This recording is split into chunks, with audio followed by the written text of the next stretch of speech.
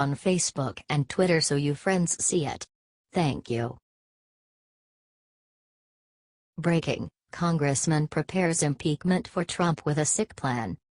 Ever since President Trump signed his temporary immigration ban, Democrats went totally mad. They even go that far to say they will try to impeach President Trump. At least that's what Representative Joaquin Castro said, according to The Hill. He will consider beginning impeachment proceedings against Trump if he orders U.S. Customs and Border Protection (CBP) to ignore a judge's stay on parts of his controversial immigration order. There should be a resolution of censure. And if he does it again, there should be articles of impeachment. Castro said. Democrats insist that Trump exceeded his constitutional authority, and compare living in America to living in a military junta, unbalanced and messy. Sadly for the Democrats, the CBP stated that Trump has. Unfortunately for these Democrats aching for impeachment, the CBP released a statement confirming that Trump has told them to do no such thing. CBP officers are not detaining anyone. Green card holders who arrive in the U.S. have to go through secondary screening, but that process is working smoothly and relatively quickly, spokesman Gillian Christensen said. This is likely a publicity stunt for Castro, as he is rumored to be considering running against Senator Ted Cruz, Republican Texas, for his Senate seat in 2018. However, it's also indicative of the fact that Democrats are ready to use any excuse they can to begin impeachment proceedings against Trump. Share the word to stop this Democrat madness.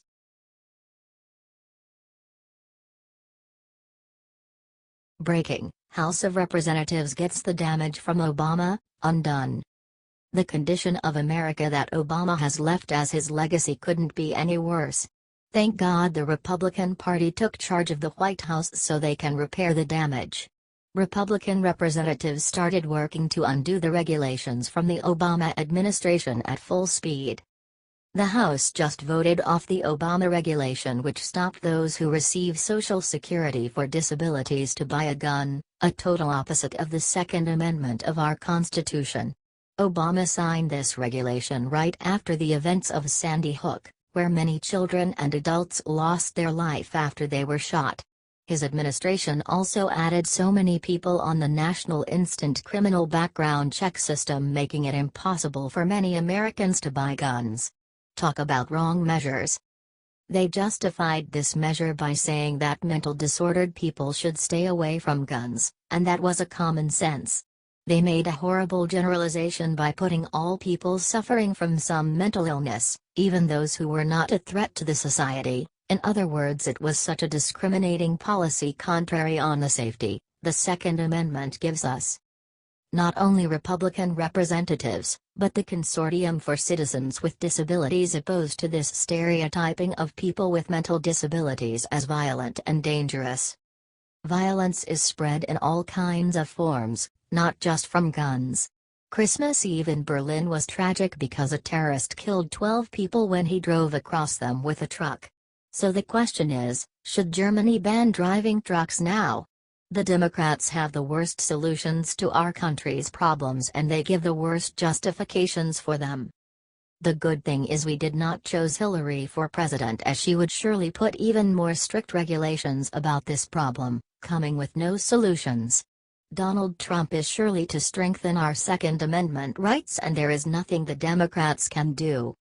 Share your thoughts on this one.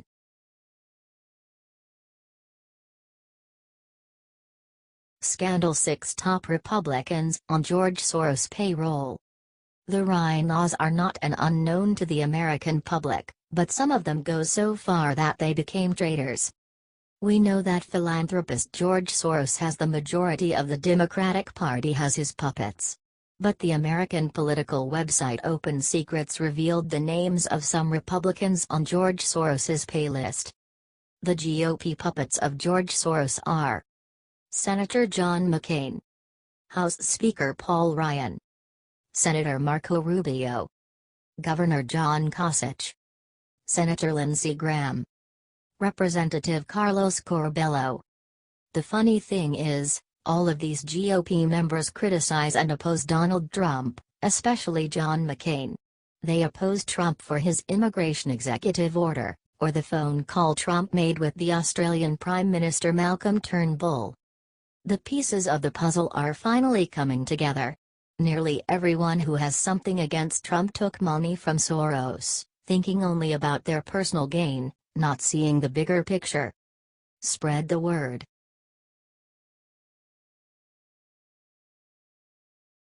Trump just returned the power to the churches with this. Have you ever seen a politician fulfill his campaign promises with the tempo Donald Trump does it? Neither do I.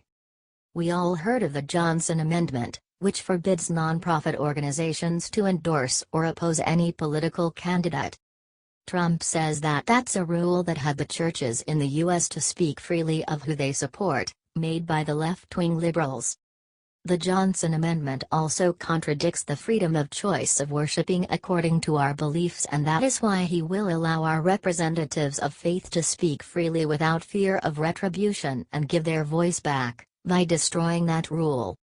One of the victims of the Johnson Amendment was Franklin Graham, son of the preacher Billy Graham, who faced investigation for his organization's Samaritan's Purse and the Billy Graham Evangelistic Association. He wrote to President Obama that he believed someone in the Obama administration was targeting his organizations, and that is totally morally wrong and totally un-American.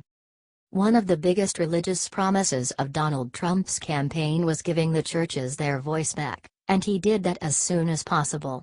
What a man. God bless Donald Trump.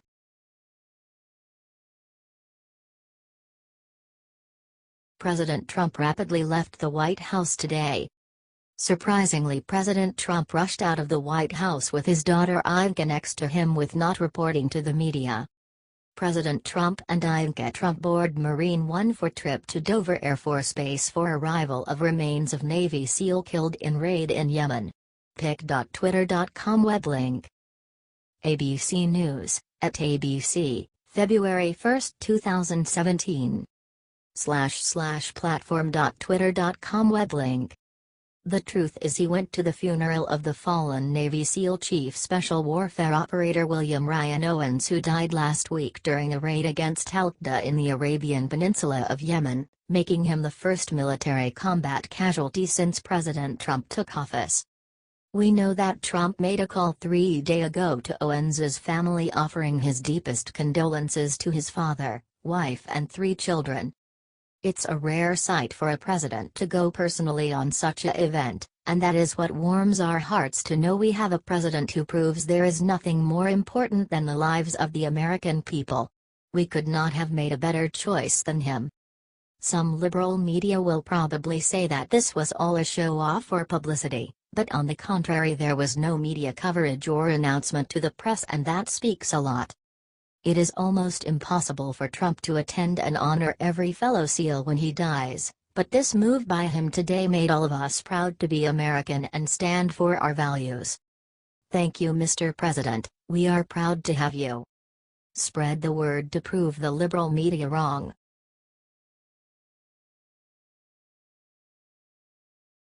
Donald Trump has arranged a meeting with Jason Chaffetz. Hillary is next.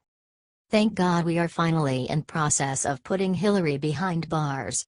President Trump has authorized the Congress to start an investigation and bring charges on liberal leader Hillary Clinton. Apparently, Trump has arranged a meeting with the chairman of the U.S. House Committee on Oversight and Government Reform, Jason Chaffetz. He stated, "President Trump visited Philadelphia when we were at our planning and strategy session. I went backstage with the president. Here's what he said. You do a great job. Listen, I understand I'm the president and you have a job. You do the oversight. Don't slow down. Go after everything you want to go after. You look at everything you want to look at. If you sat there and heard what he said to me about pursuing oversight and government, you would be inspired.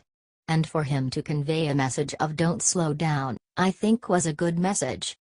I don't think Hillary will catch a sleep anytime soon. What do you think?"